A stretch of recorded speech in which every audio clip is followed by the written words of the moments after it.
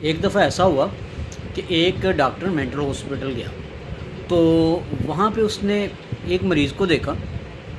وہ پاگل ہونے کی اس کی وجہ کیا تھی؟ اس کو عشق ہو گیا تھا، اور وہ عشق کے اندر وہ پاگل ہونے کے بعد بار بار ایک لڑکی کا نام لے رہا تھا، شبنم شبنم، بار بار شبنم کو یہی کہہ رہا تھا۔ تو اس کی وجہ پوچھی کہ اس نے کہا کہ بھائی اس کو عشق ہو گیا اور وہ اسے نہیں ملی، جس کی وجہ سے یہ بندہ نا اتنا جذبات میں ایموشنل ہو گیا کہ اس کا جو دماغ تھا نا وہ معاف ہو گیا۔ تو اس طرح اس نے پھر مکمل ہاسپٹل کا چکر لگایا، تو اینڈ میں ایک اور جگہ پہ پہنچا، تو وہاں پر بھی اس نے ایک بندے کو دیکھا، وہ بھی اسی عورت کا نام بار بار لے رہا تھا، اس لڑکی کا نام لے رہا تھا، شبنم شبنم۔ تو پتہ یہ چلا کہ بھئی اس بندے کی اس عورت سے شادی ہوگی، اس لڑکی سے شادی ہوگی، اور وہ اتنا زیادہ وہ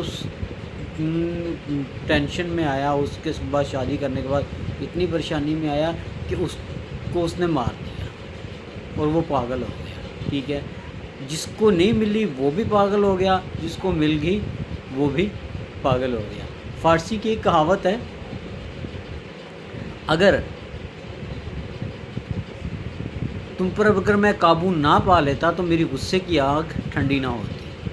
مطلب اس کا یہ ہے کہ ہمیں کوئی چیز جب تک نہیں ملتی تو ہم اس کے لیے اتنے زیادہ جذباتی ہوتے ہیں کہ بھئی ہم اس کے بغیر گزارا نہیں ہے، لیکن جب وہ چیز ہمیں مل جاتی ہے تو اس کی قدر کم ہو جاتی ہے۔ فار ایگزامپل کچھ لوگوں کو ہوتا ہے کہ بھئی غصہ ہوتا ہے کہ فلاں بندے سے میں نے بدلہ لینا ہے، بدلہ لینا ہے، تو جب اس کے بعد طاقت آ جاتی ہے اتنی، مثلا کہ وہ کہہ لیں کہ پاور آ جاتی ہے کہ وہ اس سے بدلہ لے سکتا ہے، پھر وہ کہتا ہے کہ یار چھوڑو میں نے اسے معاف کیا۔ سیم اسی طرح بزنس ہے، لوگ جو تو بزنس کے اوپر چلے جاتے ہیں، ٹھیک ہے، وہ تو ان کے لیے بھی وہ ٹینشنیں ہوتی ہیں، جو نہیں اوپر جاتے وہ بھی بیچارے پریشان ہوتے ہیں۔